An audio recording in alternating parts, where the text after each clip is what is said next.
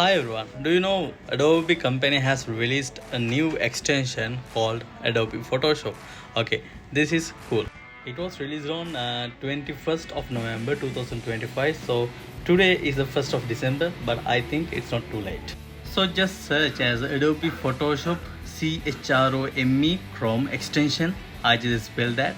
So here you see 200,000 users have already downloaded this extension, and now this is the first time I'm going to add this to Chrome. Okay, I mean installing.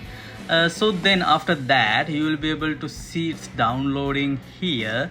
Okay, after downloading and installing part, it will be added to this extensions panel. So here you will be able to see the new extension. Let's wait until the installation part is done. Okay, cool. Actually now after installing that extension, then you can see welcome to the Photoshop extension. It says that collect, edit and download. Okay, I think there are some adjustments you can do with the Photoshop extension, and also remove backgrounds. Okay, and crop to social presets. So let's see how we can use this. First of all, go to this extension panel here, and then you can see Adobe Photoshop. So first of all, you have to click on this pin icon, then you will be able to see this Photoshop icon on the extension bar. Okay, and however I'm going to click on this, and then you can see it's opening like a sidebar. Okay, right sidebar.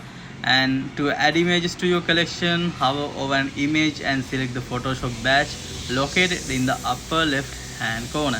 Okay, let me show you how you can do this. Okay, this is what I did. Actually I just searched on Google as cat, and then I can see there's a Photoshop icon here. So I'm going to click on this, and then it added to this sidebar, and also it opened this new window. It's not a online one, it's a offline one. So here you can see there are some adjust, crop, remove background options. So I'm going to use this remove background. Then I think it's removing the background. Let's see how accurate is it. So wow, this is so cool. I think now you don't need to use any website for removing background and also the cropping part, and do some brightness changes. Actually really great. This is so much accurate than I thought, and there are so many options that you need to try. Hope this will help you all. I think this video will help you a lot.